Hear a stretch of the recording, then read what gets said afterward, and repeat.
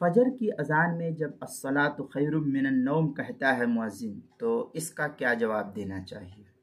چنانچہ فجر کی اذان میں جب مؤذن الصلاۃ خیر من النوم کہے تو بعد سلف صالحین سے یہ بات منقول ہے کہ سننے والے کو یہ جواب دینا چاہیے، صدقتا و بررتا، تو نے سچ کہا اور تو نے نیکی کا کام کیا۔ یہ اس کا ترجمہ ہے، صدقتا و بررتا، تو نے سچ کہا اور تو نے نیکی کا کام کیا۔ اس طریقے کے الفاظ کہنی چاہیے، لیکن بعض علماء نے اس پر بھی یہ چیز بڑھایا ہے، وَبِالْحَقِّ نَطَقْتَ، تو نے حق بات زبان سے نکالی ہے۔ یہ اس طریقے کی عبارت جو ہے نقل کی ہے، چنانچہ فتاوی شام میں ہے، وَفِي الصَّلَاةِ خَيْرٌ مِّنَ النَّوْمِ فَيَقُولُ صَدَقْتَ وَبَرَرْتَ۔ پھر در مختار میں ہے، وَنَقَلَ الشیخ اسماعیل عن شرح الطحاوی زیادہ وَبِالْحَقِّ نَطَقْتَ۔